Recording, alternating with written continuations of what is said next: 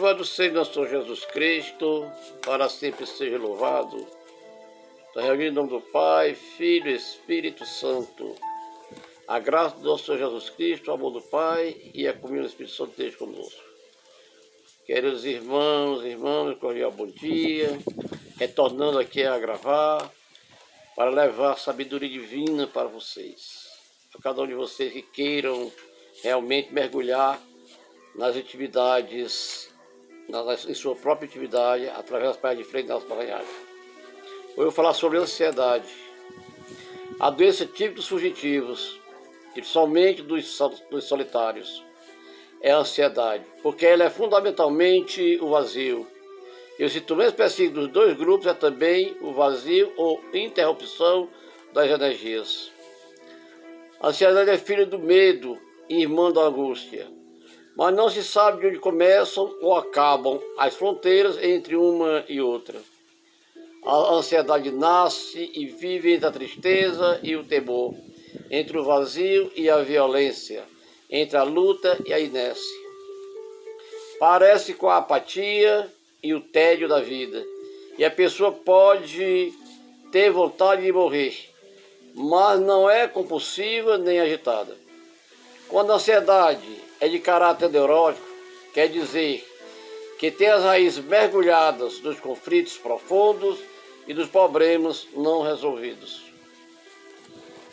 Em um campo de batalha, se o inimigo está à vista, os soldados sentem medo, mas combatem.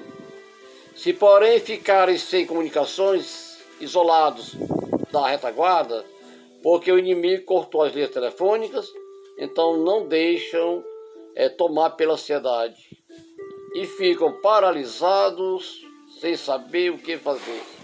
O pior da ansiedade é que ela vem de profundidades tão remotas e desconhecidas que o ansioso é uma vítima infeliz que não sabe como lutar, contra quem lutar, que estratégia escolher e quais são as armas do combate, e fica ali, inerte, preso entre forças cruzadas.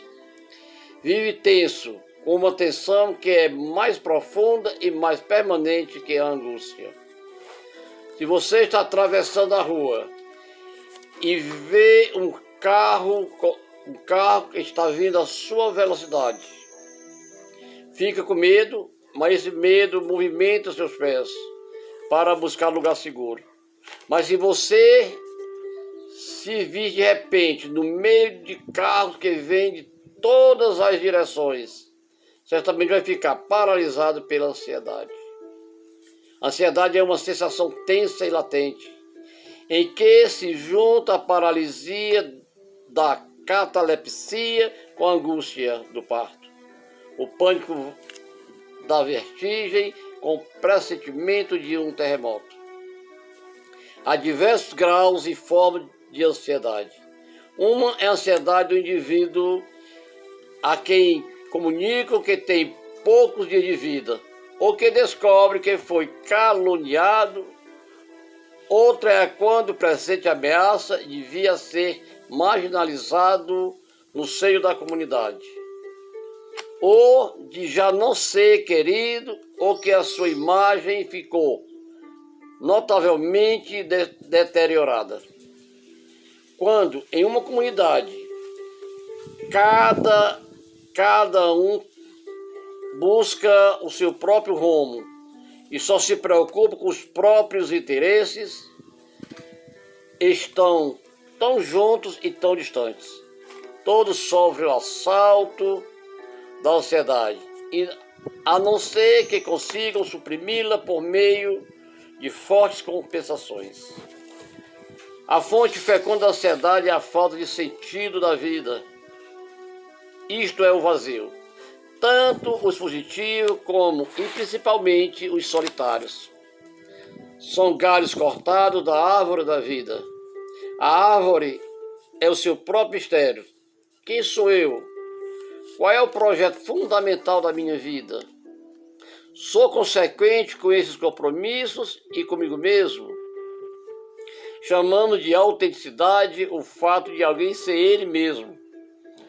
Todo o que cair pela ladeira da incoerência vital será povoado pelas sombras da ansiedade, tanto no matrimônio como na fraternidade. O pior dos sofrimentos, a ansiedade deriva do pior dos males, não saber para que se está neste mundo. Por isso dissemos que a ansiedade se parece com um suicídio lento e com a região da morte. Nietzsche dizia que quem tem um objetivo na vida é capaz de suportar qualquer coisa. Eu acrescentaria que a vida que tiver sentido jamais vai conhecer a ansiedade, ao menos a ansiedade profunda e permanente. Uma comunidade religiosa sem calor fraterno, sem vida de oração, duvidando da validade de seu trabalho ministerial, sabendo que só se vive uma vez e não sabendo se está se enganando nessa única vez, que se pergunta todos os dias se o próprio projeto de vida ainda tem sentido ou já caducou, vendo que os anos passam e que a juventude já se foi e que Deus passou a ser uma palavra vazia. Essa comunidade e esses irmãos vão ser assaltados pela ansiedade permanente. A ansiedade generalizada é um fenômeno típico das épocas de transição, das vésperas da queda das grandes hegemonías e principalmente de tudo o que significa agonia e desaparecimento. Nas épocas de transição, o indivíduo fica sem terra firme embaixo dos pés. Não sabe que direção tomar. Sente que o futuro está encoberto e que a névoa da ansiedade penetra e ocupa todo o seu interior. Nunca se viu tanta ansiedade no rosto dos irmãos, e principalmente das irmãs, como em nossa própria época. Derrubaram a força, a muralha dos valores da instituição religiosa. Os teóricos puseram em xeque os valores dos 3 votos. Anunciou-se com desembaraço a superficialidade que a vida religiosa, como a instituição, já caducou. Apresentaram de contrabando novos profetas como elemento de reflexão dialética, Freud, Marx e Nietzsche. E chegou a desorientação, o vazio moveu-se, o solo, e muita gente se tomou de pânico e de ansiedade. Não se pode generalizar, mas muito disso aconteceu. Jamais esquecerei a expressão ansiosa daquele venerável religioso de 70 anos que dizia: vivi com a maior fidelidade os 3 votos religiosos durante quase 50 anos, e agora, no fim, vem me dizer que não adiantou nada. O homem foi lançado em um mundo incompreensível. Quase não pôde evitar uma corrente subterrânea de medo, com redemoinhos de agudo pânico. Vive numa voragem de instabilidade, solidão e sofrimento, sob a ameaça do espectro da morte e do nada. Quiser escapar da opressão, da ansiedade.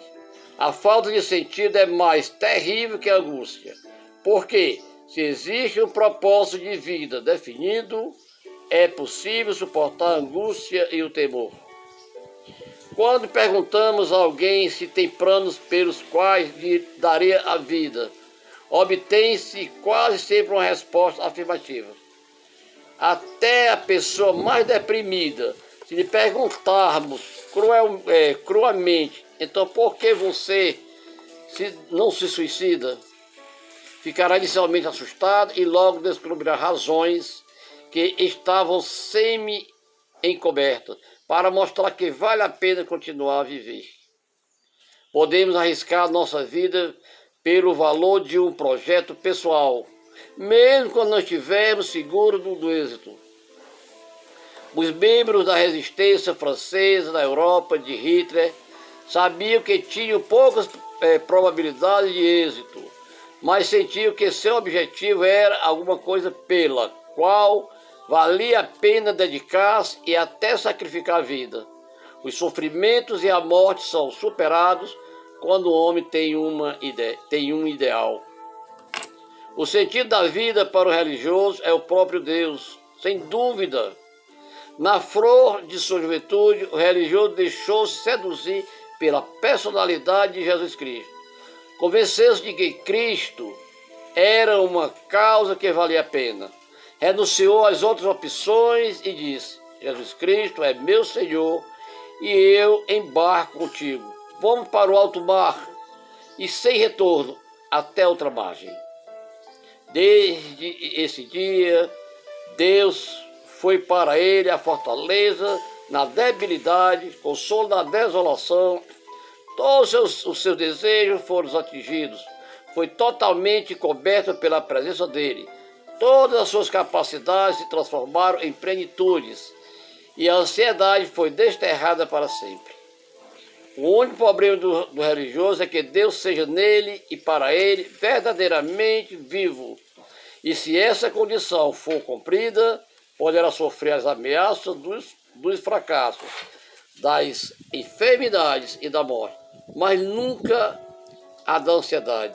Deus o libertou do supremo mal, o vazio da vida. Queridos irmãos e irmãs, são palestras de Frei Nelson Rayag, que era um profeta moderno e psicólogo. Então, bom dia para vocês.